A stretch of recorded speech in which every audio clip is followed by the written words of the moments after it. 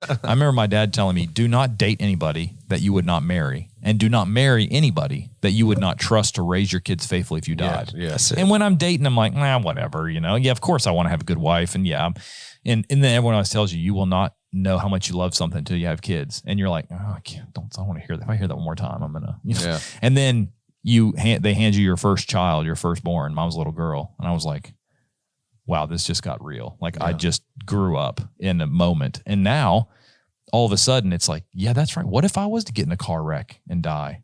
Do I trust that my spouse is going to raise my kids to go to heaven? Mm-hmm. If I were to die, and go to heaven, I want to know that I'm going to see my 3 kids there. Exactly. Is my spouse going to be strong without me? Hey, everybody. Welcome back to the Authentic Christian Podcast. I'm Aaron. This is Scott. And if you watched the last episode, you already know this, but this is Keno Shrum. So Keno came to speak at South Haven, which is where I attend here. And we're in Olive Branch where the studio is, but South Haven, Mississippi is where I'm a member at. And Keno spoke there last night. And I said, what are you doing tomorrow? Would you want to come be on the podcast? Scott and I are filming. And he said, sure. And so we filmed an episode this morning about evangelism. And then we went to lunch. And at lunch, initially, we thought you had to get out of town, but then your plans changed. And so we said, do you want to come back and film some more? And he's like, yeah, definitely. And I was like, right now. Yeah. He's like, yeah, sure. So he came back to the studio and we wanted to do an episode on godly principles for finding a spouse. So hang tight. We'll be right back in 1 second.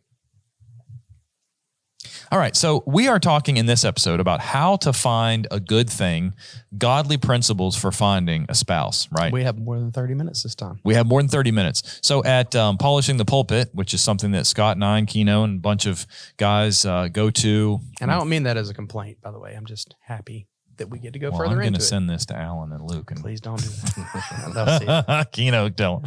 No. Sometimes I put my foot in my mouth or worry I have. At Polishing the Pulpit, Scott and I had a session this year in Sevierville in August. It was 30 minutes long. And so, as always, we always have way more material than we ever get through. So we are able to go as long as we want now. You have figured that out if you have stuck with us past season 1. Yeah, season 1, everything is 28:30. And the biggest complaint we got is we want the episodes to be longer. And I remember going back and watching one episode, and I remember I was maybe a third of the way through my notes. I was like, well, that wraps it up. It was running on TV in Atlanta. So that's why we had to keep it 28:30. We needed it to be that spot. Yeah. Anyway. Okay. So this episode, how to find a good thing, principles for finding a godly spouse. Right off the bat, you don't have to be married to be a faithful Christian. Many Christians want a spouse though. So there are some people who say, hey, look, I get that Paul and others Jesus were able to live without having a spouse, but I want a spouse, right? I can't live without one, right? So, we live in a world where we interact with people inside the church and outside the church. And so we want to talk today about what are some godly principles that we should use in this process of finding a spouse. What should we seek out? What qualities, characteristics, et cetera. So we're going to go ahead and hop in and look at this. Proverbs 18:22 is kind of our key verse for the episode. He who finds a wife finds a good thing and obtains favor from the Lord. And so the first point is that the best way to find a Christian wife is with the great Christian what? Pickup line. That's right. We gave them some of the best. Yeah, at Polishing the Pulpit, of the best. We gave if you want, we got to repeat them now. We're going to give them, right? Yeah. At the session at Polishing the Pulpit, we said the best way to find. Of course, we're joking, and we'll get serious after this. But although some of these are pretty good, so in one sense of humor is something you might be attracted to. So, I'll start at number 10, or do you want to start? You do number 10. And to be fair, we'll just go around the table. You have the list I sent you of the pickup lines. Okay, all right. Yeah. So Scott, this is a Jericho joke. All right, from Joshua in the Old Testament. You want me to start at 10 and go up? Yeah, start at 10. Yeah, we can't start with 1. All right.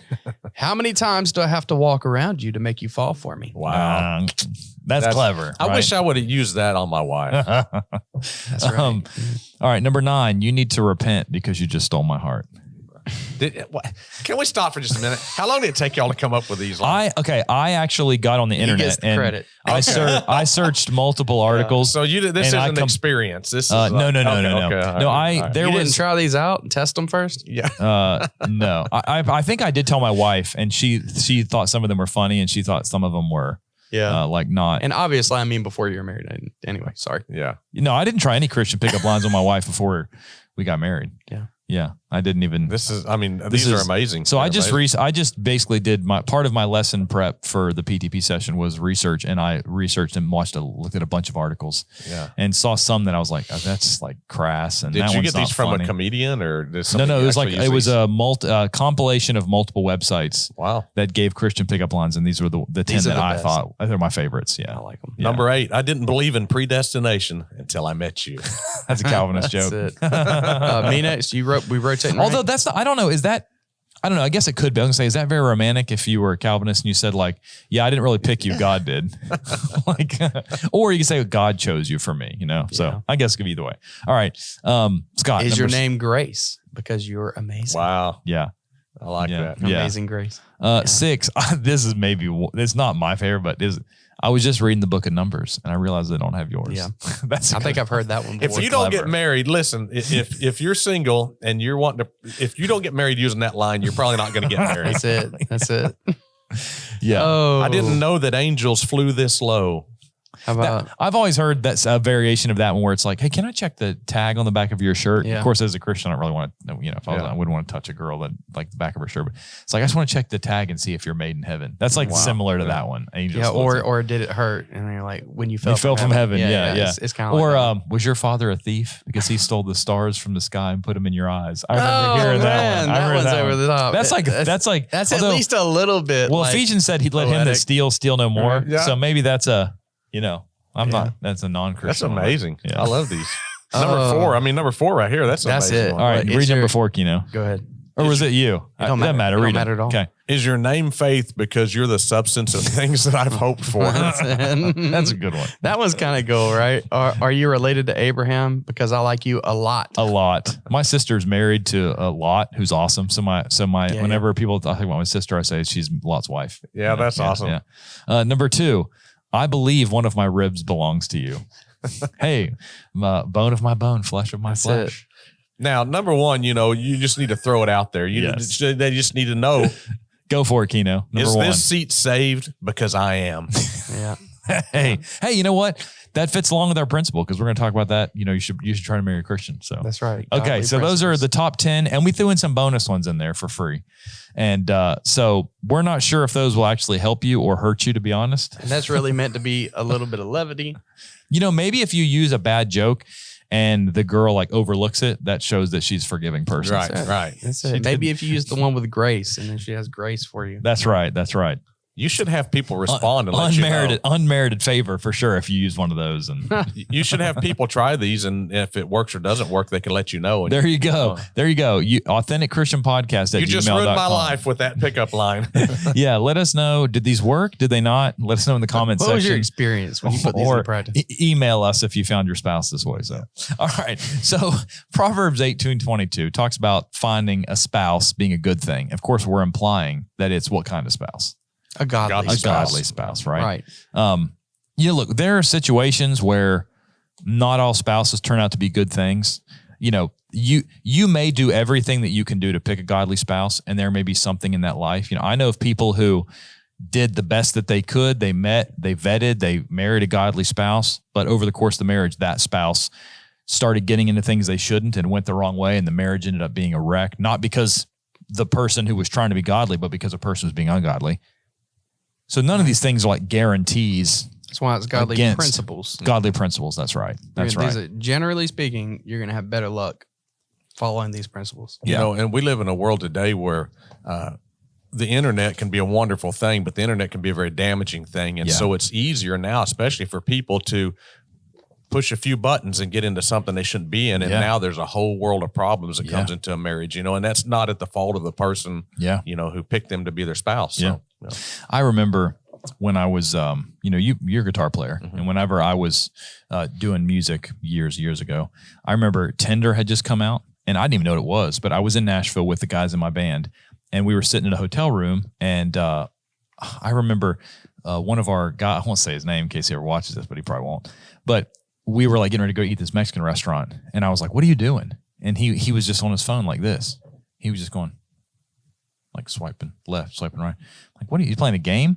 He's like, no, I'm on Tinder. And I was like, and I grew up in West Virginia in the country. So Tinder is like what you start a fire with. Right. Yeah. And I'm like, what? Tinder?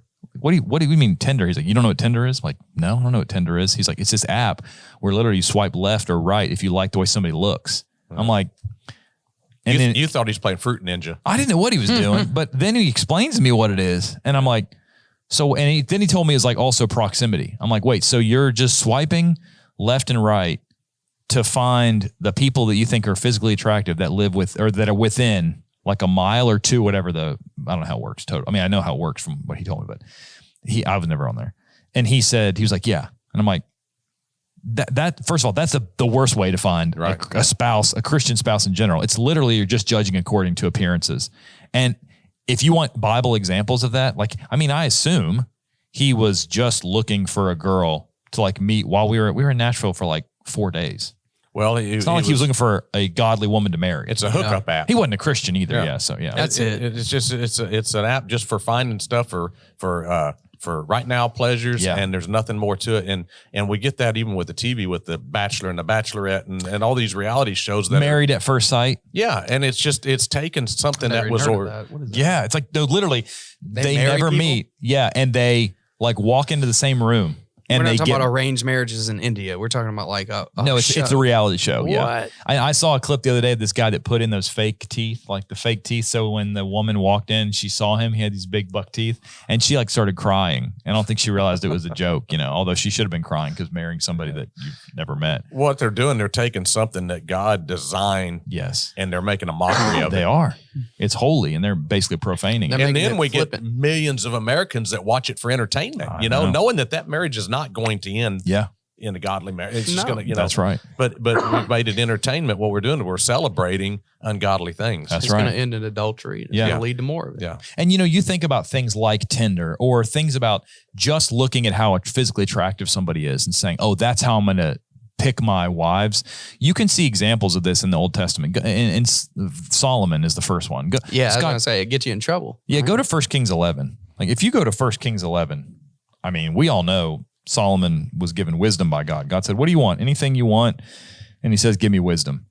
But then whenever you get to 1 Kings chapter 11, look at verse 1. It says, but King Solomon loved many foreign women, as well as the daughter of Pharaoh, women of the Moabites, Ammonites, Edomites, Sidonians, Hittites, from the nations of whom the Lord said to the children of Israel, you shall not intermarry with them. Deuteronomy 7, I think that is. Nor are they with you. Surely, here's why. It's not that God had a problem with races. Like Moses was married to an Ethiopian woman, right? So, but the problem was what? Look at verse 3, where am I at? Yeah, 2. verse 3, their hearts are going to be turned away. Yeah, end of verse 2. Surely they will turn away your hearts after their gods. Yeah. Solomon clung in love. He had 700 wives, princesses, and 300 concubines. Those were lower wives, right? They weren't like sex toys. They were wives. And his wives turned away his heart. It was when he was old, his wives turned away his heart after other gods. Now, let's be real. As 3 men, why do you think he was so willing to marry these women who were not godly? You think they were ugly? Yeah, no, probably not. No, I think, I don't think so. This is a part of his Ecclesiastes journey. Yeah. He's trying to find pleasure. He's trying to find fulfillment or whatever it may be, just like he talks about throughout that book. Mm-hmm. That's just what I say, but, so I'm not going to make that the end of the world if you don't agree. But people try to use that for race. You're not supposed to interrace. And that's not what he's talking about. He's saying don't mingle with ungodly people. That's right. Ruth, and one of you we have Ruth, an episode. Right? We're doing an episode on Ruth like tomorrow. She's the opposite. She's definitely not from the Israelites. She's a Moabite. Mm-hmm. Not supposed to marry her. But in what sense? And we see that play out. What is God actually talking about and forbidding them? That's right. He doesn't want them going off into the pagan idolatry. They're more than welcome to convert. They're more than welcome to proselytize into Judaism. And then that's fine. Yeah. But no, not you don't go marry somebody with a separate faith is what is really the overall point, right? You're going to be corrupted by that. Yeah. And that is what exactly happened. There's incidences where people marry somebody that's of another faith and they'll bring them, like my wife and I, when we met and married, she didn't have a strong religious background, but what she did have was exposure to Catholicism. Yeah. Well, in my mind, I wasn't going to marry her until she was a member of the church. I didn't tell her that because I wanted her to become a member for that reason. Yeah. But, once she became a member of the church, then I asked her to marry me. Yeah. But so many of our young people, especially, we see them mingling with people of other faiths, and they don't draw them into the church. They draw that person draws them out of the church. 100%. Yeah. And when you're doing that, and I mean, it's just foolish to think that you're going to marry somebody of a different faith that has fundamental disagreements with you, and then you're going to have children, and then you're not going to fight over that. Yeah. Right. That's going to tear the family up until one of you caves. Yeah. Or the family caves. Yeah. And that's all there is to it. Yeah. Yeah. Completely So, agree. it is important. It is serious, even for Christians to be serious, like you're saying. Like, you want to talk to people. You might even be interested in somebody, but binding yourself in a covenant between you and them and the Lord for life is going to be very, very stressful if you're fighting over the basics of, well, there are many churches and they're all valid. Like, would you want to deal with that? Yeah. Well, one of you is going to have to give up. Yeah. Yeah, I mean, position. Essentially the principle that God's saying in the Old Testament is you should marry in the faith, right? I mean, like in the Lord, the New Testament uses the phrase, according to how the Lord would want you to marry. So like someone's like, oh, we're not under the law of Moses. Sure. Romans 15:4, 1 Corinthians 10 talks about you can learn things from their examples, right? They're written for our learning. So when you look back and you see the principles, God does not want you to marry somebody who is of a different faith. Well, it would be like taking a plow and having a donkey and a draft horse yoked together. They're unequally yoked. They're not in step with each other. That's right. We need to be in step with our partner. Absolutely. And like you said, there are instances, your wife and then my wife, mine was converted before we got married, but as soon as we did, it's like, all right, we're ready to get married. And when she was baptized, she basically, I wasn't even there. She said, I'm not waiting for you. Like between me and the Lord. I was like, great. Yeah. But I have seen a majority of the time, what happens is, like you said, the non-Christian pulls the Christian away, And so, you look at these Old Testament examples we can learn from. What did God say in Deuteronomy 7:3-4? What did we see with Solomon? Look at Ahab, his wife. Yeah. Everyone, when you find out you're having a little girl, is like, we should name her Jezebel. That's right. No. Such a sweet name. No one does that. Prestige and notoriety with it. Scott, read 1 Kings 16:29-33. Because trust me, I don't care how strong you are. Let's say you're a man watching or a woman. I don't care how strong you think you are in your faith. I can promise you, if you marry somebody who is not encouraging you in the truth and helping you to get to heaven, your life will be difficult. You want to talk about Samson for a minute? Yeah. I mean, just to throw that out there. But, Samson. Yeah. Read 1 Kings 16:29-33. Listen to what the Bible says about Jezebel. In the 38th year of Asa, king of Judah, Ahab the son of Omri became king over Israel. And Ahab the son of Omri reigned over Israel and Samaria 22 years. Now Ahab the son of Omri did evil in the sight of the Lord more than all who were before him. And it came to pass, as though it had been a trivial thing for him to walk in the sins of Jeroboam, the son of Nebat, that he took as wife Jezebel, the daughter of Ithbaal, king of the Sidonians. And he went and served Baal and worshipped him. Then he set up an altar for Baal, or Baal, however you prefer to pronounce that, in the temple of Baal, or Baal, which he had built in Samaria. And Ahab made a wooden image, and Ahab did more to provoke the Lord God of Israel to anger than all the kings of Israel who were before him. So he says he was the most evil king that had ever come before. And I think where it says, talks about Jeroboam, it says it was a trivial thing for him to walk in the sons of Jeroboam, the son of Nebat. If you go to, we're in 1 Kings 11. At the end of 1 Kings 12 is where Jeroboam builds Shechem, and he basically builds these different cities and sets up these false gods. He said, I'm going to make worship just sort of similar to God's worship, but change it a little bit, because if I don't, the people are going to go back to Jerusalem. They're going to leave me, right? Which is interesting if you look at parallel to what a lot of churches do today. We got to change God's worship a little bit, or else people are going to leave, And so if you go and look through, after following that 1 Kings 12 and following through 1 and 2 Kings, 28 different times it will talk about a new king who arises, and he did the sin of Jeroboam, son of Nebat. So like that's 28 times. That's a sin that God had a big problem with, and he mentions it over and over. And it says of Ahab, he's so wicked that those things that were a big deal to others were trivial to him, right? Yeah. And it basically says that what? Look at verse 20, look at 1 Kings 21:25. Look at all this evil. This is 1 Kings 21. Later, it talks about how, this passage here in 1 Kings 16:29-33. It talks about how wicked he was. He was the most wicked of any of the kings that had come before him, right? Right. And then look at what it says in 1 Kings 21:25. You want me to read it? Yeah, read it. Got it. But there was no one like Ahab who sold himself to do wickedness in the sight of the Lord. Why? Why was he one of those wicked kings ever? Because Jezebel, his wife, stirred him up. So he was one of the most wicked kings ever. And what's one of the large factors the Bible gives you? God says his wife. He married an evil woman. He married an evil woman. And look, we're all three married. Keno's been married how long? Almost 29 years. Which means since you're still alive that you have some authority. She didn't kill you yet, although she probably she could. hasn't killed me yet. She's come close a few times, and but so far so good. But like if you're married, you will. If you're not yet, you'll experience this. Like, I want my wife to be happy. Yeah. Like I want her to be happy, but also want to please God. And so if you're in a marriage where you have a wife whose concern is not pleasing God, you're going to be in a rock and a hard place. Because on one hand, you're like, I want to serve God, and that's what you should serve.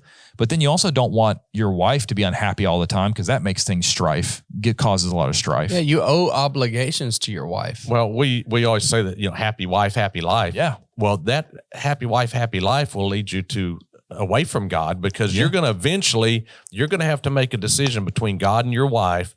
And your wife's the one that's making you uncomfortable every single day, and that's the way you're going to go. Yeah, and the same inverse for a husband. If you're a godly wife and you have a husband that's supposed to be the leader of your household, and he's trying to lead you other ways, that's 1 Corinthians 7. Yeah, that's what that is. Yeah, and I think of with Jezebel in 1 Kings 18. This is where basically in verse 19 it says, "Now therefore, 1 Kings 18:19." Therefore, send and gather all Israel to me on Mount Carmel, the 450 prophets of Baal and the 400 prophets of Asherah who eat at Jezebel's table. So she was a happy wife. She had her false gods, and she had 850 false prophets, 450 of Baal, 400 of Asherah, who all ate at her table, right? Like she had this huge entourage of these religious people, and yet she was wicked, And he had that decision. Okay, do I upset my wife, or do I just go along with the flow? And it seems like he just went along with the flow and led him to be described as one of those wicked people. But you know what? All this stuff is written in here, and we have the things that these writers have experienced that, like Solomon has experienced, more than any of us. Yeah. All of this stuff is there for our good. It's for our, good things come from God. These are recorded all these years later for our good. And then we're going to set that aside and say, you know what? I got a better way. I'm going to do it my way. Yeah. It's not a better way. No, absolutely. And I agree.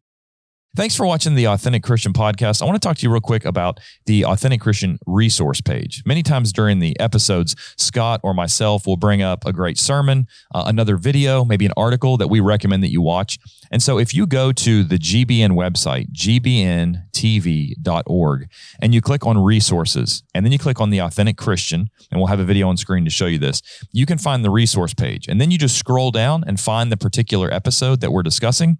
And you'll have the episode where you can watch it. And then below that, you're going to have a bunch of links that'll be blue. And so we'll have all the things we've recommended in the episode. You can watch that there. You'll have articles, sermons, videos, and that'll give you more things that you can study if you want to learn more about the topic we've been discussing in that episode. So check it out, the Authentic Christian resource page, gbntv.org, resources, Authentic Christian. And thanks for watching. We'll see you back in a minute. If we're talking about finding a spouse who's godly, then we need to ultimately know what godly behavior looks like. In our own life, we need to become godly people. And then hopefully in this episode, we can help a little bit maybe. Yeah. By pointing out what we think, hey, these are some good scriptures that can help us to search for a spouse and recognize in others and ourselves these godly principles, right? They're not just a set of suggestions to help you hurry up and find a spouse, but it's the way you should live your life. Yeah, like what's a godly principle to find a spouse? Well, one of the things is just like you need to learn how to be a godly spouse, right? You need to, and in order to do that, you need to know what that is. So we got to define what is godly and what does that mean and what does that look like in somebody's life, right? What's godly fruit and stuff like that look like? Yeah. Right? Yeah. So if you're a godly man or if you're a young man and you want to find a godly wife, you need to become a godly man. I think I told this story at, you can tell me if it doesn't matter. I'm going to tell it anyway. So, but at PTP, I remember hearing a story, and I want to say it was from the Atlanta, Georgia area. I remember hearing it. I think it's a true story.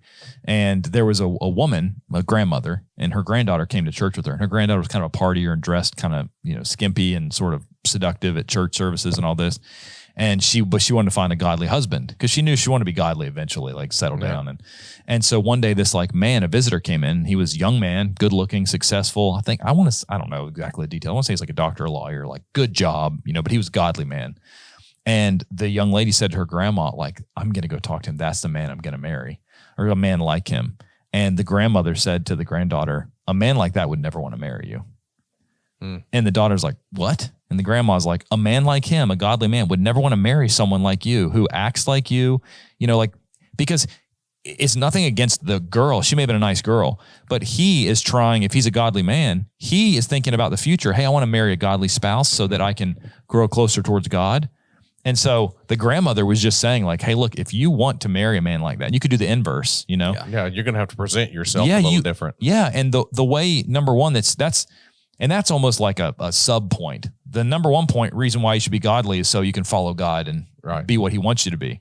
But a secondary reason, if you want to find a godly spouse, they're probably going to be looking for somebody who's a godly person as well. Right. That's why I think, go to 1 Timothy 3. If you're a man. It's a good example. Yeah, young man or old man. Even go to 1 Timothy 3. And in 1 Timothy 3, we have the qualifications for what? For elders and deacons. Yeah, for elders and deacons. And so sometimes, you may look at this and say like, oh, well, one day I'm going to have these characteristics. Well, that's great. But essentially, there's some of these things that every man should strive for. Now, just like Titus chapter 1. Yeah. There's a few things in here that you have to do to be an elder. Yeah. But most of these you have to do just to be a good Christian. I agree. Right. Yeah. Yeah. 1 Timothy 3. If the man desires a position of a bishop, he desires a good work, must be blameless. Okay. Christians should try to be blameless, right? Husband of one wife. Well, until you get married, if you're looking for a spouse, that's kind of a difficult one. Okay. Yeah. You could apply it though in this sense. You could say you're the type of person who isn't going to go out. Well, I'm talking to 20 different women. Right. You're of the character. You're going to be monogamous. Anyway. Yeah. You could try to emulate it in that sense. You're you could say honorable. One day when I become married, I want to meet this qualification, but until then, I'm going to be an honorable person that is only talking to one female. Yeah. Right? Anyway, that's a small point. Yeah. Temperate, sober-minded, of good behavior, hospitable, able to teach, not given to wine, not violent, not greedy, gentle, not quarrelsome, not covetousness. One who rules his own house well. Okay, that's the one that you'll have to work on once you're married, having his children in submission with all reverence.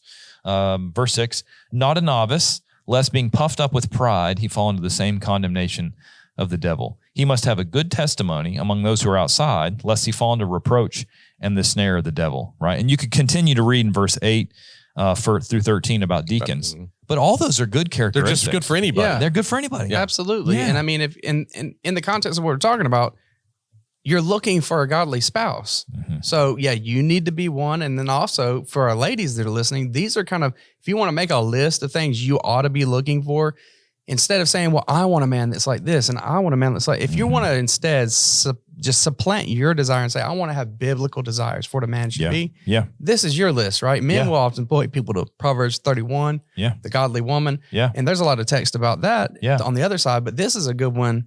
If you want to look for a godly man, or if you want to become a godly man, look for people who have these kinds of qualities and values or are already trying to do them. They're not going to be perfect right now as a young man, obviously, but look for somebody who you can tell they're thinking about the way that they're interacting with each other and the world and everybody around them. They're trying to be this way. Yeah.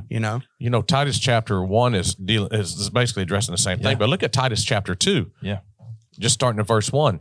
But as for you, speak these things which are proper for sound doctrine. Verse 2, that the older men be sober, reverent, temperate, sound in faith, in love, patience. The older women likewise, they be reverent in behavior, not slanderers, not given to much wine, teachers of good things. So these are things that are just Christian characteristics, Christian qualities. Absolutely. You're both right. You've even got some for ladies in 1 Timothy 3:11. It was talking about deacons. Mm-hmm. Likewise, their wives must be reverent, not slanderers, right? Not gossips, temperate, faithful in all things. That's right. You're dating a girl who's all the time gossiping about the other girls and the other teenagers in the youth group or whatever. Let's say you're in your ladies or the college group. That's not who you should be looking for as a candidate for being a mother of your children, a godly spouse, right? Yeah. Maybe that person can be converted and we should try to help that person. Yes. But as far as in this moment, don't propose to the gossips and the slanderers. Right. Yeah. Right. That's what I mean by that. Yeah. Absolutely. You know, one thing, if our young people could wrap their minds around this, you know, if you want to, it doesn't, if you want to be an expert chef, then you're going to go to somebody that is an expert chef or somebody that knows how to cook to learn how. Well, don't go to television to find out how to be a spouse. Go find somebody in the church that's been married 30 or 40 or 50 years and say, how did you do this and what worked for you? Yeah. And seek counsel. Yeah. Don't look for spiritual things from non-spiritual people. Yeah. Seek for spiritual counsel. Go to spiritual people. Absolutely. And I think that kind of goes back to like the entertainment that we fill ourselves with. You know, don't expect to watch Hollywood movies all the time where, you know, they meet somebody who's good looking. And I was just watching The Hobbit, right? Mm-hmm. And in The Hobbit, they show like, of course, it's I always joke with my wife when I'll be like, "This is so unrealistic," and you know, my wife's like, "You realize there's like dragons and elves? This is a completely fantasy." I'm like, "Yeah, I guess that's right." Like, of course it's unrealistic. But they show like two people who met literally like twice, and they're just madly in love and they would die for the other. And I'm like, oh yeah, look, that's like infatuation, but that's not love. Like biblical love is like a verb. Like you choose to love people, and love comes with time, you know? Sometimes young people can become addicted to each other too. And it's not love, it's lust. Or it's just having that person there around you all the time, and you get to it's just like a drug where you can't it's be intoxicating. And it's not necessarily good for you. No. But you're intoxicated by it. Yeah. You know, if you said you've been married almost 30 years, I guess a good way to ask it, I'll ask you this if you want to throw some of this out there. What did you think you wanted in your wife before you got married versus after, now that you've been married, you've realized these are the qualities that were actually more important? Can you think of anything like that? Well, yeah, I can. But you know, when I met my wife, she wasn't a Christian, like I said. I met her at a drive-through at a fast food place, and you had a new truck and had a new truck, just gotten paid. And you know, we're men. Men are visual, right? Yeah. So I thought she was really pretty when she came and brought me my pizza, you know, out to the window. And so I just drove around the building and I parked and I went in, and I knew the manager. And I went in and I said to the manager, I said, so-and-so, I said, who's that girl over there at the drive-through window just handing me my pizza? And she said, oh, that's Jamie. And I said, do you know her? And she goes, yeah, I know her. She's actually my neighbor, lives right in the street right behind me. And I said, is she in a relationship? And she said, no, she was dating a guy, but I think they're broke up or on the verge of breaking up. And I said, I need a job. And she hired me. And Keno, 21 years old, called my other job and quit with no notice after I just bought a truck that day. Quit with no notice and got a job here, you know, delivering pizza so I could get to know her, you know. But right off the bat, I knew that she was a good-hearted person. I knew she had values. I knew she wasn't a Christian, but she displayed a lot of characteristics of a Christian. Yeah. Immediately when we talked for about a month and we started dating, and I had it in my mind right away, this is the girl that I want to marry. Mm-hmm. And, you know, and that's another thing our young people need to understand. We don't date to run around. We don't date to have a good time. We don't date to sleep around. We date for marriage. If you're not ready to be married, then you shouldn't be dating. Yeah, absolutely. But she was the one I wanted to marry, right? And I found out later that she felt the same. We knew within the first few weeks that we wanted, but now I didn't propose to her. I didn't mention this because first we had to get things straight. I had to get into a Bible study with her. There used to be a pamphlet, you've probably seen it, said the Church of Christ, who are these people? I don't know if you've ever seen it. I think Joe Barrett or Barnett or something had written it, but it just explains the Church of Christ, what we believe, why we believe it. It's kind of like a shortened version of Back to the Bible, you know, and it goes through all the tenets of what we believe. And I just started into a Bible study. And you know, here's when you know somebody understands it. When you get to the point of baptism and they want, like your wife, they want to get baptized right now. Yeah. We don't ever see a conversion in Acts where it took them, where they waited 3 weeks for grandma to come watch it, you know? Right. They didn't wait an hour. No. She was ready. Our baptistry, the heater was out on our baptistry. It was November, and that water was ice cold. Buddy, right in that water, she was ready to be baptized, you know, and now almost 30 years later, there's times it amazes me, you know, I'm trying to study and prepare for my sermons and prepare for my lessons and do stuff, you know, that we do, you know, in the ministry work and stuff. And she'll say stuff. And I'm like, sometimes I think she's more knowledgeable than I am on stuff. I know. But she is dedicated to God. She's a very godly woman. She's a godly example to the younger women, you know, and so God guided me to the perfect person. I feel like, you know, she was the one for me, but we knew it right away. Yeah. My daughter and her husband, they started dating and, you know, even though they were engaged for 2 years, 2.5 years. They knew within the first 30 to 60 days that was going to be the person they were going to marry, you know? In fact, he told her that the very first date. He said, I'm dating for marriage, you know? That's awesome. And so I think that sometimes if we'll just remove ourselves from the situation and let God guide us and see what God wants us to do, we're going to find that person that he's got in line for us. But when we start interjecting our own, you know, as humans, we have feelings, right? We have desires, and they're fine, but they're desires that can't be fulfilled outside of the marriage. And when you start dating a person and they immediately want to go to sexual activity and stuff, then it's time to back up and acknowledge, okay, one, are they teachable and can we get around this? Or two, do I need to back off and look for somebody else? Right. You know, I think about in Malachi chapter 2, where God says that he hates divorce. Malachi 2:16, the Lord God of Israel says he hates divorce, for it covers one's garment with violence. And it talked earlier, it talks about verse 13, and this is the second thing you do. You cover the altar of the Lord with tears, with weeping and crying. And obviously I think that's the tear of their spouse. It says your wife of your youth, verse 14. You say, for what reason? You say, because the Lord has been witness between you and the wife of your youth whom you've dealt treacherously. Now, I bring all that up not to say that dating is marriage. It's not. But what I mean is a lot of times the modern culture tells you that dating is where you spend so much time together. We talked about at lunch how some people are even surprised when they find out you have never lived together before marriage. In our culture in 2024, the world tells you if you're dating, you're being sexually active, you're, test driving the car, you're living together, and you have all the same friends and you're hanging out. Like that's almost like a miniature. It's not a marriage, but it's almost like a miniature marriage. Yeah. Because then what happens when people break up? They break up. They have all the same friends. If they're living together, they have to move out. Right. Like it tears a lot of these relationships. It's like going through divorce. It is. It's like a miniature divorce. Yeah. It's not a real marriage and a real divorce, but it's like a miniature one. Like you're basically living through. So I think about people who've dated and moved in and slept with and then broke up. Think if you did that 5-10 times. Like that is the emotional bond God wanted you to have with your spouse. Like you're doing so much damage to your emotional health. And it steals from your marriage. Yes. You know, if you're sexually active before your marriage, I think this is one of the things we see in the Song of Solomon. If you're sexually married before you're active, or sexually active before you're married, then when you're married, you when you come together as a married couple, you should not, and you begin that sexual relationship, you shouldn't have something else to compare it to, right? Yeah. That's you found the person that's right for you. Yep. But when then you start comparing, well, I've slept with 5 other people before I married, and it was different than this, and it just starts causing a problem. Yep. That's designed for your marriage. Yeah. That's designed for your spouse, and you see in the Song of Solomon, the Shulamite woman and her man, they want to get away from everybody to a secluded place, not to have sexual relationships, but just to be able to grow and spend time with one another and to be able, to build that relationship. Yeah. When you enter in a dating relationship and the first thing you do is jump into bed on date 1 or date 2, that relationship is not going to go anywhere because it's already been tainted by ungodly actions. And I think pornography is just like that, because what pornography you're talking about, if you've had multiple relationships, you start comparing.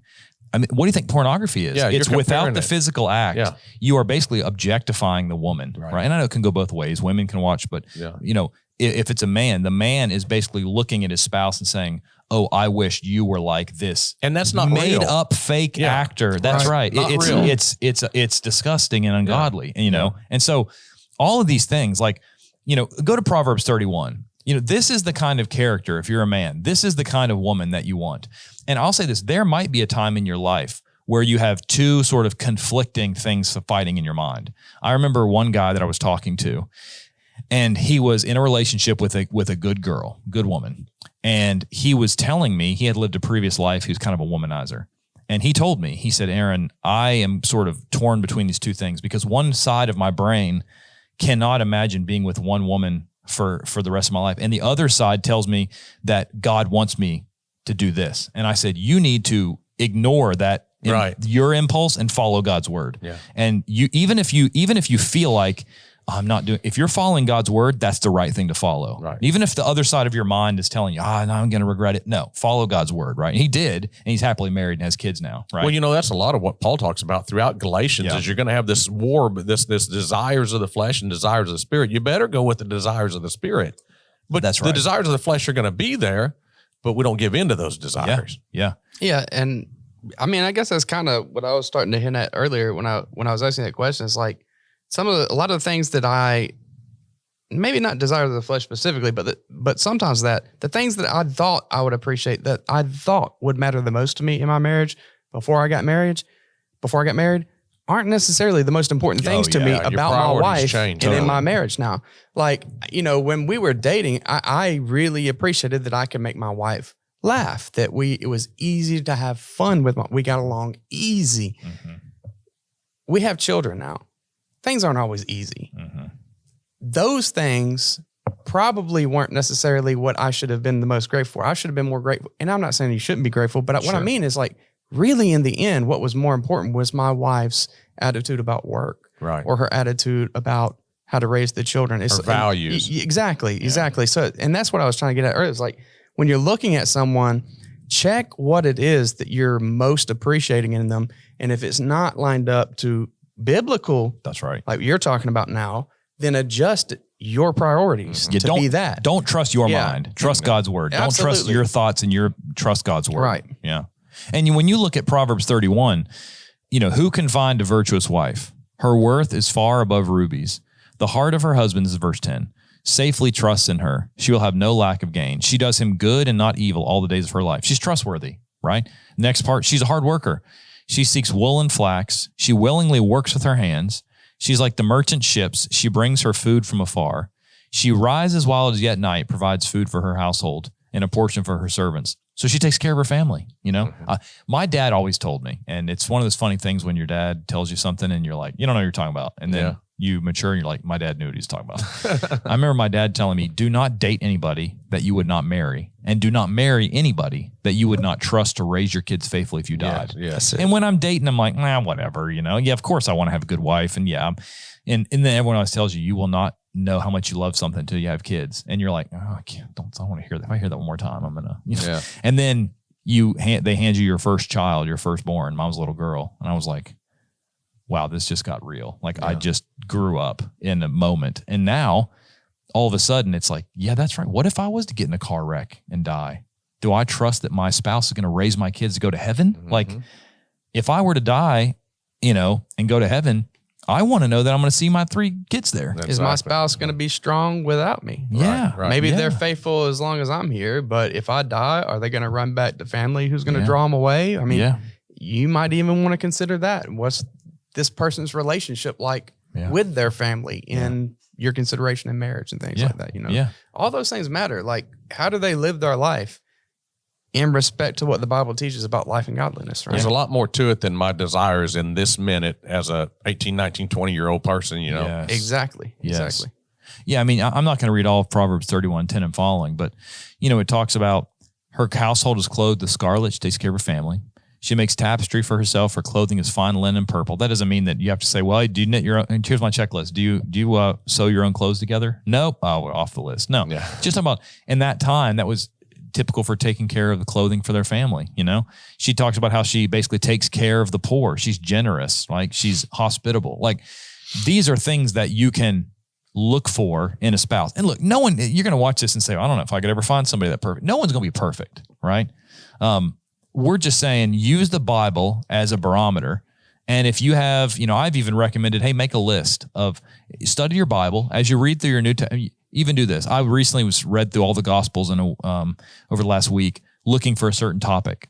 And so I made a list of every single, actually the paper's here, that's all, it's so fresh in my mind, of every single time that came up in Matthew, Mark, Luke, and John, right? And I'm starting into Acts now. If you want to do that, a study on a spouse, read through, start in Matthew and read through your New Testament and just keep a piece of paper that says, characteristic of a godly man, godly woman, spouse, and just write it down. And then you have, okay, this is a list of things I'm going to look for. Now, no one's going to meet all those boxes probably, especially as a young person, but you're just trying to say, if I train my mind with biblical principles, I will be much better equipped to detect godly fruit. Yeah. You can't tell what godly fruit looks like. You'll have your senses better exercised to recognize. Yes. We've got a young man. We've got a young man. I say young. He's in his late 20s. Chisholm, him and his wife Josie that attend with us there at Coweta. And Chisholm, he was sharing with my son. He said, I had a checklist, right? I had a godly checklist when I was looking for a spouse. She needs to check these boxes. She needs to. Absolutely. Otherwise, this isn't going to go any further. Yeah. And he met a wonderful young lady. I mean, she's a great godly woman, but he had a checklist. And that's the way, kind of like what you're talking about. Yeah. And, one other thing I want to say too, while we're on this, we're talking obviously to young people, how to choose a spouse, but we also have a lot of moms and dads that are watching. Look with me real quick at Song of Solomon, chapter 8. Thanks for watching GBN. If you like programs like this and you want to watch other programs, maybe new ones that you haven't heard of yet, that look, there's something out there. I just haven't figured it out yet or discovered it. Go to the App Store. You can also find this on Apple TV, Roku. Search Gospel Broadcasting Network and download the app. It's a little globe. It says GBN in the middle. And you can open up the app. I have the app open right now. And you can look at all these different programs. Truth on Wheels, Drawn Toward God, which is like an animated series that as it's explained in the Bible, it sort of draws out the image. Counterpoint, The Authentic Christian, which is one of the shows that I'm on. Make It Plain, Preaching the Gospel, Answering the Error. So many different programs that I personally grow from myself, even before I came to GBN. We also have Books of the Bible. You can watch people who've been teaching books of the Bible at preaching schools for years teach through 50, I think right now, books of the Bible, verse by verse. And you can really just use this app to study, learn more about God's word. So I'd recommend, if you like Bible study, if you want to grow closer to God, draw near to him, James 4, 7 through 10, download the Gospel Broadcasting Network app, and it'll help your everyday studies. Thanks for watching. We see in here, that there's some, oftentimes we're throwing, of course, Song of Solomon, Proverbs is written kind of toward men. Everybody can benefit from it. Song of Solomon is written more toward women or young ladies, but anybody can benefit from it. But look at chapter 8, verse 1. Oh, that you were like my brother who nursed at my mother's breast. If I should find you outside, I would kiss you. I would not be despised. I would lead you and bring you into the house of my mother. She who used to instruct me, I would cause you to drink this of spiced wine of the juice of my pomegranate. Now, the reason she's saying, that you were like my brother was that in that culture, you could show affection in public toward a family member, but you couldn't show affection to a person you're dating or a person you're going to marry. So she's saying, I wish that it was that we could, show that affection to each other in public. But what I'm getting at is down there in verse 2, she said, I would lead you to my mother's house. Who would instruct me? So this is showing us that moms and dads have to instruct their kids on exactly what we're talking about. Yeah. When does that happen? I don't know, maybe junior high, early high school, preteens. But before they start dating, we shouldn't be throwing our daughters or our sons into that dating scene or that relationship scene blindly without any instruction. Absolutely. We need to teach them what God wants for them. They need to have the discussion that the three of us are having right here needs to be taking place in the home between the parents and their young, not young children, but their children that are at an age to start looking into that kind of relationships. Yeah, I think you're exactly right. You protect them and while you're protecting them, you're teaching them these things. Right. And you mentioned, I hadn't thought about when they get interested in this stuff. I mean, that's sure. Generally a good rule, I guess. And, thinking about different groups of people that may be watching this, there's probably a lot of people who are married that are watching this, you know, and there's always time to fix certain things. There is. And, the best way to fix your marriage is to fix yourself. Mm-hmm. And the only person that can do that is the Lord. So if you're watching this and you say, it's the only part you can fix. Yeah. And so if you're watching this and you're saying, well, I wish my spouse would do this, that, and the other, the first thing I would say is, number one, are you studying your Bible together? Right. Are you guys studying together? Are you praying together? Because look, no one is going to respond well and say, well, look, I was watching this podcast and they talked about fixing the marriage, and I think that you need to fix yourself. Yeah, that's going to go for like it's a lead like, balloon. Hey, yeah, we should work on our marriage because I love you. I would love it. Would you be willing to study the Bible with me? The only thing that's going to transform your mind is the Word of God. That's a good point. And, if we would sit down with our spouses and with our kids and not just get Bible on Sunday mornings and Wednesday nights, but if we would sit down and actually have just a few minutes every evening of home Bible studies, how much stronger would families be in this nation? Yeah. We're going to do an episode on family Bible time because I was talking at PTP with Rob Baker, and Rob, he works at Apology Express. Him and his wife were talking about how they used to make it fun. And so at PTP, they had like a kids night. And so they did Bible trivia with this little like inflatable baseball and bat. Yeah. And my daughter loved it. And so they, at the end of PTP, he actually walked up to me. Rob didn't gave me the inflatable ball and bat to take home. And so I took home and we did Bible trivia once. My kids asked for Bible trivia all the time, like to the point where I'm almost like, okay, I don't have any questions. Now they love it. They love it. Contrast that with sitting your kid. Hey, you go over and sit in the corner with your tablet and watch YouTube for the next 6 hours while I do what I want to do. While I work on my dating life, or while I, and these kids are on there unsupervised, looking at all kinds of trash, and then we wonder why they get to the way they're, Yeah. Don't give your kids the internet. That's just my personal judgment. But look, no, I work on the internet. Trust me. Don't give your kids the internet. You could say I'll say it's my personal judgment too.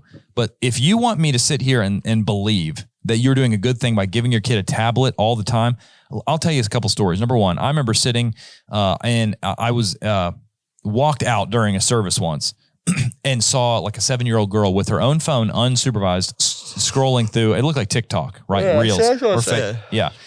So what I'm saying is there are perverts in the world. I'll say it. There are lots of perverts in the world. You would never open the front door and let them go into the living room and sit with your kid unsupervised. Mm-hmm. Even if there was a wall and they couldn't touch them, they could only talk to them. But you would never. You will give them a tablet because you are like, well, there's some things I really want to do, or I want to look at my social media or whatever.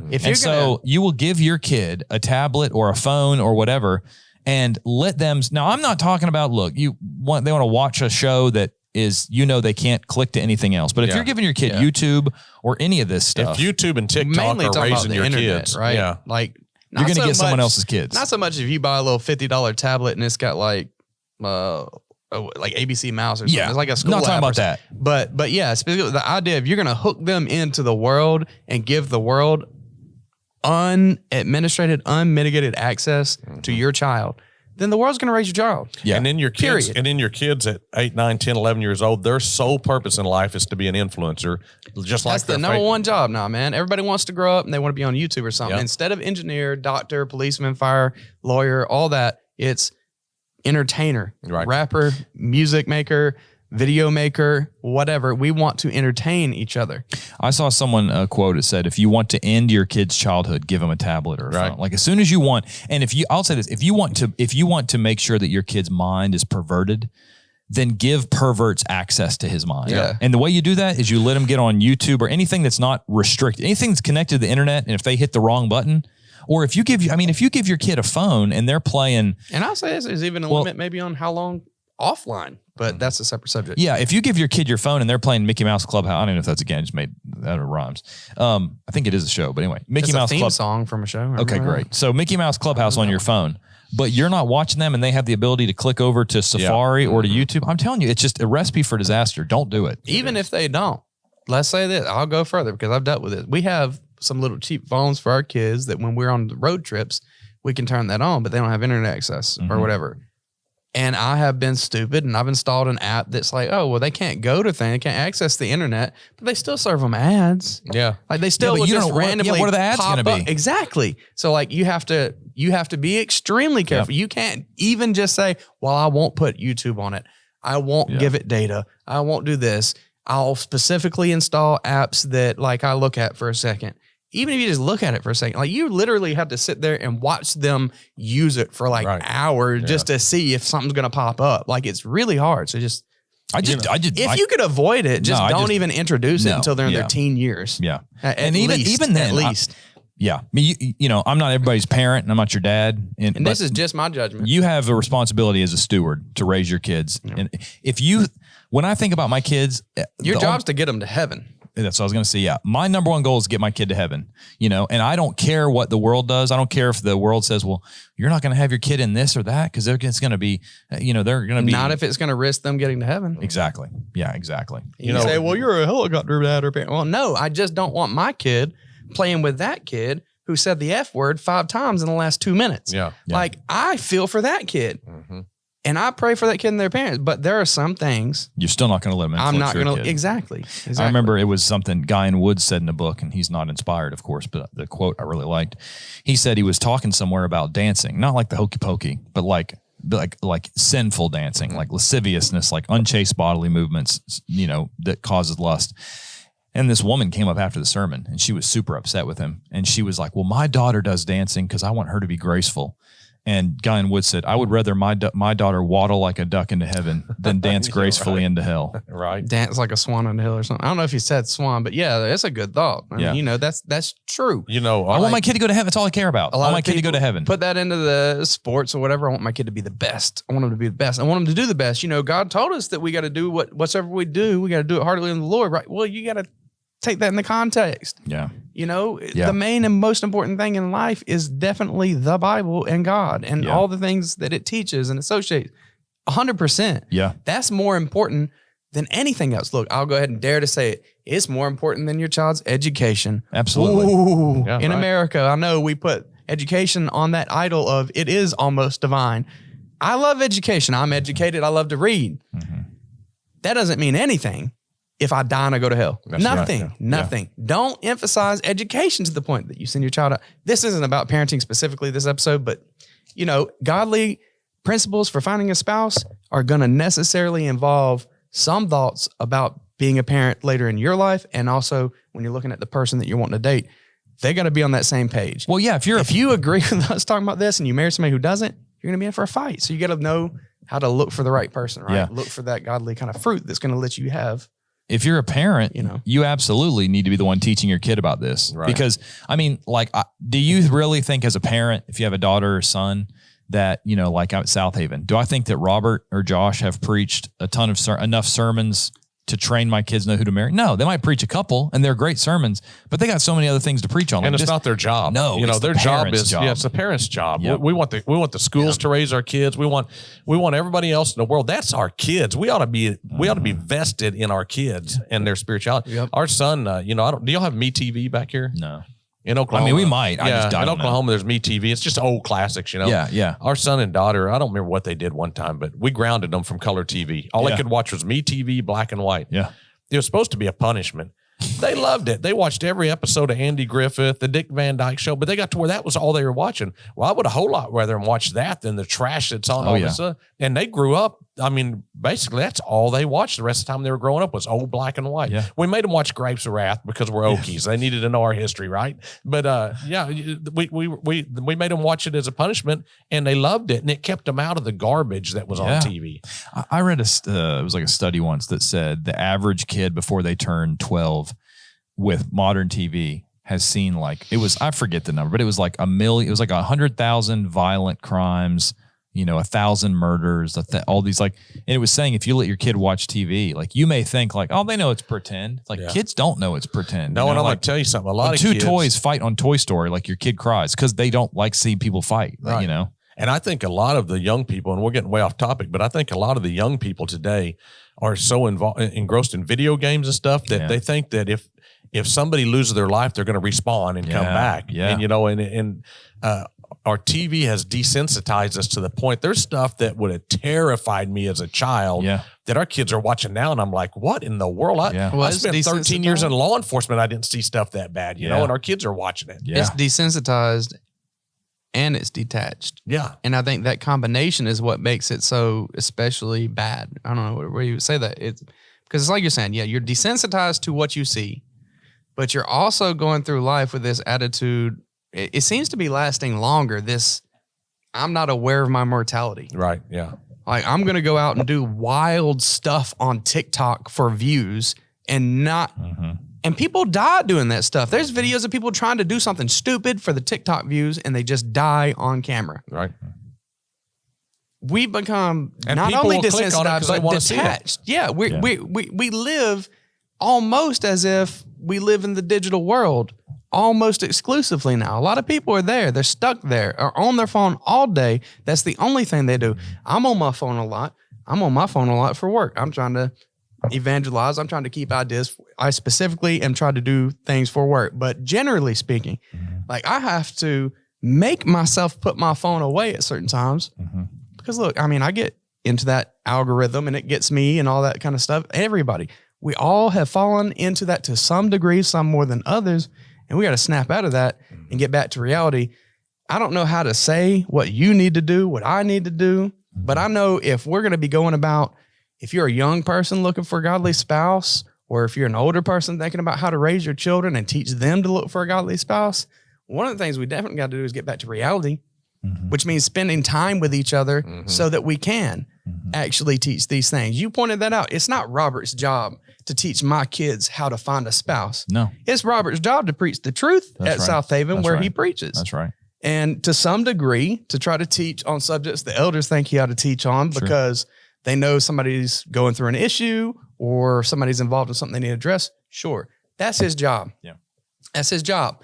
If my kids grow up to the point of being an adult and they don't know how to value themselves, how to value what God says their value is, and how to value what God's plan is, that's my fault. If they leave, it's not always my fault if they leave, but if they leave. No, if they don't know, if they were never taught. And I have not done anything. Yeah. If you can say that, I just kind of just slid on through, you're going to at least take some of that. Yeah. Some of that blame is going to be on you. Well, right? and a lot because of it too is our job to teach them. A lot of it too is not only finding a godly spouse, but then it's keeping a godly marriage. And the way we keep a godly marriage is, what were the things that when you got married, what were the things that you loved about you? Why did you choose that person to be your spouse? And keep that stuff alive. Keep the spark. Producing. Sometimes you have to call the grandparents and say, hey, can you watch the kids so we can just have a night to go to a movie and a date night, or whatever. And we have to keep that spark in our marriage. Otherwise, we grow old, we grow cantankerous, and then we hear all the jokes about, marriage being worse than death and stuff like that. And it shouldn't be that way for the Christians. And your kids are watching that. Yep. And they see that what marriage has turned into. If we can marry godly and stay godly, then our kids are set up to have a whole lot better chance of success in their marriages. And we're going to stay godly if we're going about and being about the Father's will, right? That's right. Yeah, like producing those different godly fruits like we talked about in 1 Timothy or Titus or Proverbs 31, right? All these kinds of things that we're reading in the Bible that God commends. Be the kind of person that's seeking to be commended by God by doing the things that you see others do in the scriptures that get them those kind of Abraham. Look to people that are godly examples and try to live that out, and look for people trying to live that out, right? Well, it's like at the end of the day, that's what we're saying over and over again. Like, you strive hard yourself to be that way, and look for other people. You can tell they're striving hard. You emulate those people like emotions, like you've got in Proverbs 18:22. You have to be able to discern what's right and what's wrong, and you have to be able to discern what you can do in a marriage and what you can't do, or what you can do before marriage and what you can't do before marriage. There's some things that Christians can't do. There's some things Christians can't partake in. There's some things Christians can't watch, and so we have to be able to determine the difference there. Yeah, I mean, just looking through some notes that I'd written down, you already said, seek counsel from those who have faithful Christian marriages. In your congregation, don't look to Hollywood. We said that earlier, but look to people who married 30, 40, 50 years and say, hey, can we come over and we just can we learn from you all? I remember when I studied with one of the elders in North Carolina, not about marriage, but I remember it's about the Bible. He was like, what do you want to learn? I'm like, I don't know what I need to learn. You tell me what I need to learn. Yeah. Right. If someone came to me, I remember I had this girl once, she said, me and my friend are arguing. My friend, talking about Adam and Eve. She's like, my friend said that God took a rib from Adam and turned it into Eve. And I said that God split Adam down the middle and made half of him Eve and half of him regrew back into full Adam. Which one of us is right, and where is that in the Bible? Yeah. And I was like, well, you're wrong. Your friend's right. And it's in Genesis chapters 1-3, the fall. And I was like, can I talk to you about salvation? She's like, no, I already know all that. I'm like, I don't Are you sure? think you do. So with that, it's like, go to faithful couples and say, what do we need to know? What would you recommend? What are keys that have been to you? What if faithful couples were proactive and looked for young people that are dating and says, hey, even better. Why don't you come over to our house and let's have dinner and we can visit? Even better. We have a young couple that I actually just baptized both of them. They're engaged, just baptized them a few months ago. Now, these two, right, they come up out of the waters of baptism. Like the next Sunday, they come up to me and they said, hey, can we go have dinner with you and Jamie? Because we want to know what things that we can and can't do and still stay within God's will. Wow. And I'm like, I have no idea where that came from, but I'm glad it did. To the rule. Yeah, I wish. Exception to the rule. And so we did. We went out to the pizza place and we just sat down and we just shared with them mistakes that we've made, things that we've seen, as we've gone through our marriage, take the good points and don't reinvent the wheel. Learn from, all of us have struggles as we go through our marriage. We say things we wish we wouldn't have said, or we do things we wish we wouldn't have done, or whatever it is. Here's the things that work for us. here's the things that were problem areas for us, and learn from them, and then try to emulate the good things and discard the wrong things and stuff, And like you said, most young couples, like, that's great they did. So a lot of young couples might not. Maybe they'll watch this episode and get the courage to do it. Yeah, most of them. If we would be proactive and just say, hey, I noticed you two are getting serious. We'd love to have you out to the house and we could visit. You initiate it. Yeah, and initiate it. That's great. I have Pray Together. We talked about making a list of qualities. Marry a Christian, Marry a Christian. You mentioned 2 Corinthians 6:14 earlier about not being unequally yoked. And of course, in context, it's talking about not only marriage, but marriage would certainly be included. The 1 Corinthians 7:39 talks about marrying in the Lord. And 1 Corinthians 9:5, Paul said, do we have no right to take along a believing wife as the other apostles? So if you have the opportunity, marry a Christian, marry somebody, that doesn't mean that does not mean that they are a member of the church when you meet them. Mm-hmm. Some people, like we talked about, they are good people and they want to know the gospel. They just have never heard it. Right. So you may meet somebody that hears the gospel and they accept it hook, line, and sinker, and they may be more fervent and faithful than someone raised in the church. Right. I've seen that firsthand. And that happens quite often. Yeah. And I was talking to a young man recently, and we're talking about, if you meet a young lady, or it could be the other way, but in his case, you meet a young lady, they're not a Christian, and so you start studying with them, and you like this person, that's who you want to marry.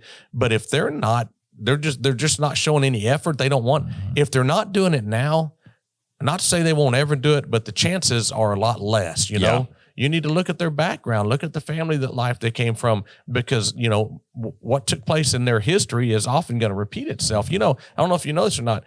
Girls that come from a divorced house are 60% more likely to end their marriages when they get into marriage. You need to think about those things, and I'm not saying that they can't be saved. I'm not saying you can't teach them. But what I'm saying is you got to take all these different components and look at them as a whole and look, how successful is it likely that my marriage is going to stay intact? Yeah. And there, I remember talking maybe to my dad, there's also, whenever I will talk to people that come from divorced households, I almost feel like there's normally two reactions to that. Like you might have one kid who says like, it was horrible, it wrecked my life, I will never do that to my kids.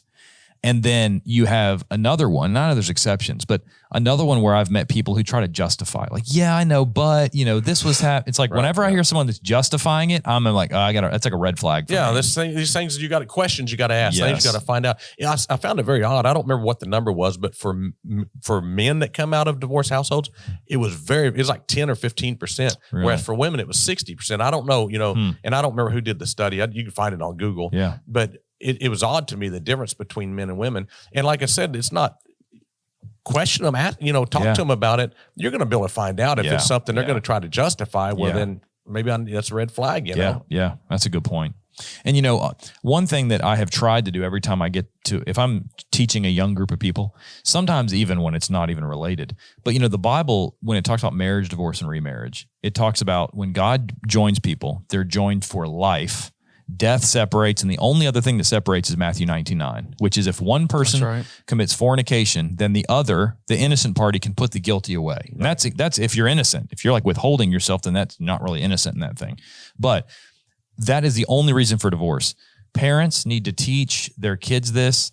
If you're a parent, you never taught your kid this and they're 18, sit them down when you watch this and say, hey, by the way, I need to show you this. Yeah. Because it blows my mind how many people that I talk to who will watch a video about that topic, reach out to us and say, hey, my parents never taught me this. And I'm like, marriage is for life. The one exception for divorce and remarriage is if you are the innocent party and your spouse cheats on you, but if you're the guilty party and your spouse puts you away, I remember I worded it. 1 Corinthians 7, if your husband departs, let him depart. Remain unmarried. That's right. Remain unmarried. You're not obligated to follow him. Or be reconciled to your spouse. Right. You're not obligated to follow into anything sinful or do anything wrong for them. You're not under that kind of a bondage to your husband. But. Yeah. And so I think the reason why God made those rules so strict is it actually should help keep marriages together. Right, yeah. Because if you're on the rocks and you're not getting along and you were just able to divorce and remarry at a whim, you'd say like, well, you know what? Maybe this irreconcilable differences. Yeah, I'm not going to try to reconcile this. I'm just going to divorce. There was a lawyer around Tulsa area that had signs out on every corner and said $99 divorce. If there's kids involved, it's $159. I mean, it's like it's just like, hey, you don't like who you're with, no big deal. It's the devil, man. You know, but Matthew 19, people say, well, he's talking about the Old Testament. Well, that predates any of the covenants. That goes all the way back to the very beginning. You know, very on in Genesis. Right. So it's it should tell us how serious it is to God when that's the only thing that's a pretty serious thing. That's right. And so young people, when you get married, it's for life. For life. And if it's a young man and you're married and you have this woman who you're tempted to cheat on your wife with, realize there's no woman on the face of the earth that is good looking enough that if you sleep with her once, your wife divorces, you can never have sex again. That's it. I mean, it's that simple. God made his rules the way he made it so that you would work and fight for your marriage, because you're married and you're bound until you die unless one of you cheats. Well, I'll tell you something else. People, they see somebody outside their marriage, the grass looks greener on the other side, and they think that's the person. Well, and that person's married to somebody. Well, if that person will leave their spouse for you, they will leave you for somebody else. That's right. And the other thing, sometimes people would compare them. They say like, well, you know, when I'm with this person, it's fun. It's like, because you don't have a budget and kids and stuff. You're in the dating phase. That's right. You don't have a life with that person, you know? That's right. And just fight. If you're a married couple, fight for your spouse.